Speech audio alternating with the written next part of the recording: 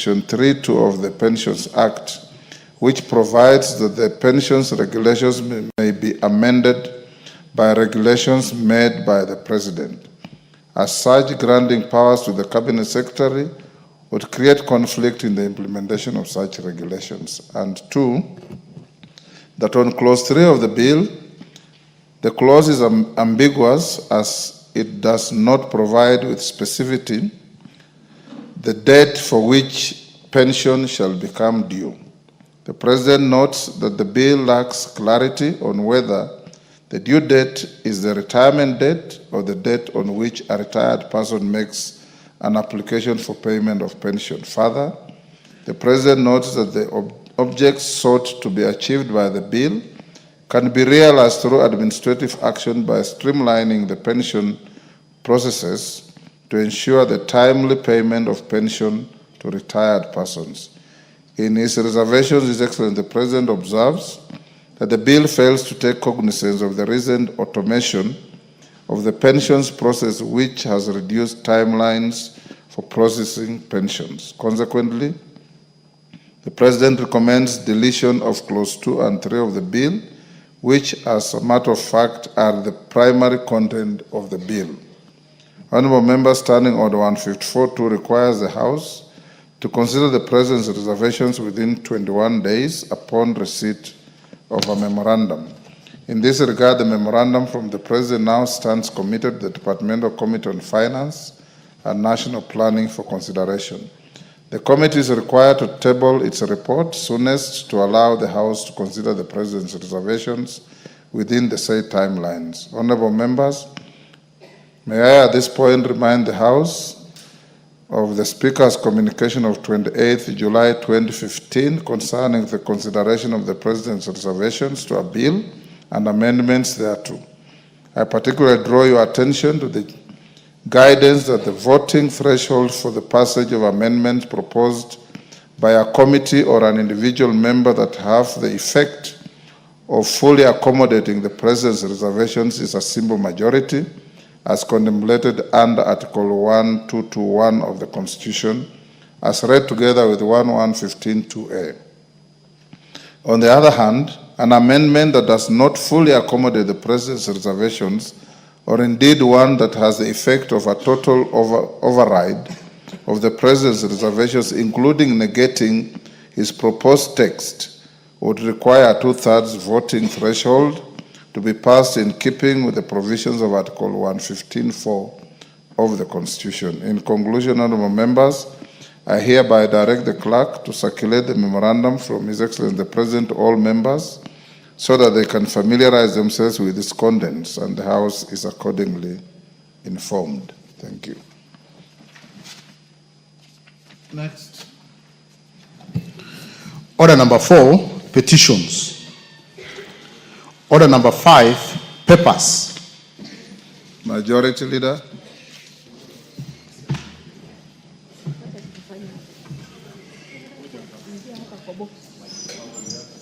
Thank you, Honourable Speaker. Honourable Speaker, allow me to welcome members back from the short working recess that they've had, and hopefully they are now better energized to carry on with the next 4 weeks that the House will be sitting, and we have a lot of important business to transact within those 4 weeks.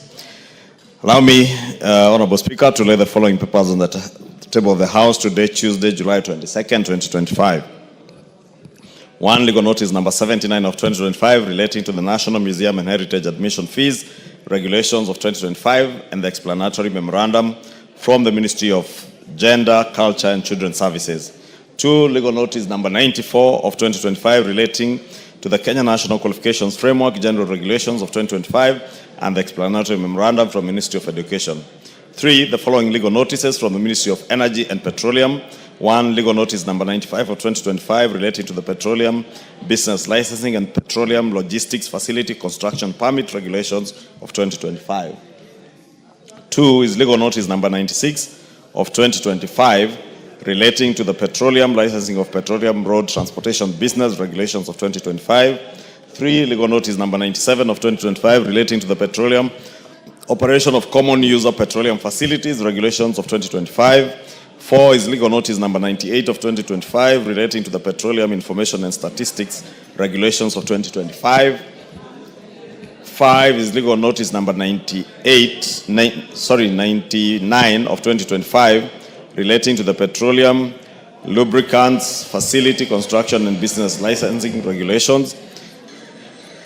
6 is legal notice number 98 of 2025 on the Petroleum Information and Statistics Regulations of 2025. Next is legal notice number 100 of 2025 relating to the Petroleum Retail Dispensing Site Construction and Licensing Regulations 2025. 7 is legal notice number 101 of 2025 relating to the Petroleum LPG Gas Regulations of 2025. Next is legal notice number 102 of 2025 relating to the Energy, Petroleum Information and Statistics Revocation Regulations of 2025.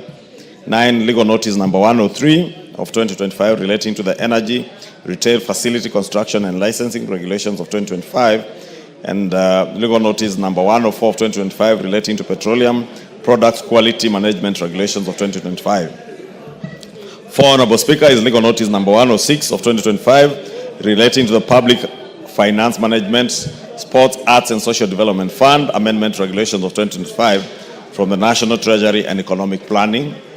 5 is legal notice number 113 of 2025 relating to the Sugar Development Levy, Order 2025 Regulatory Impact Assessment Report, Explanatory Memorandum, Stakeholders' Comments and Submission, and Certificates of Compliance from the Ministry of Agriculture and Livestock Development.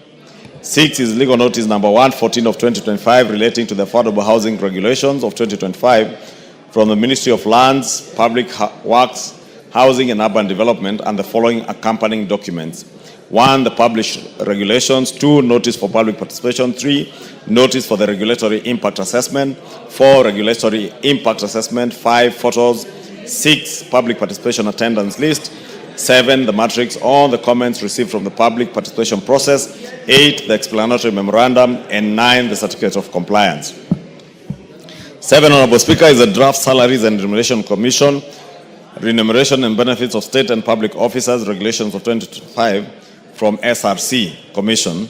And 8, the submission of nominees for the National Government Constituency Development Fund committees for the following 5 constituencies: Isiolo South, Lungalunga, Kuria West, Homa Bay Town, and Kitui South. Lastly, Honorable Speaker, is reports of the Auditor General and financial statements for the year ended 30th June 2024 and the certificates therein in respect of 1, Kenya Post Office Savings Bank; 2, Kenya National Assurance Company, 2001 Limited; and 3, the Kenya Institute of Supplies Management. Thank you, Honorable Speaker. Thank you, Majority Leader.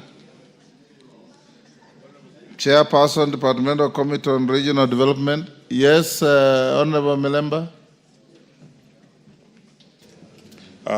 Honorable Speaker, I just seek for your indulgence on the issue of the presidential memorandum, because the members may not be aware of the bill that you did take to the president, the one that was sponsored by Baraza. That bill was supposed to give a timeline for the time to pay pensions to the pensioner. And I think the proposal was that 90 days, the time the person has retired, he should be able to get the pension. What is currently obtaining is that teachers, civil servants, and other workers take too long to get pension. Some of them do die. Honorable Milemba, haven't we passed that order? I would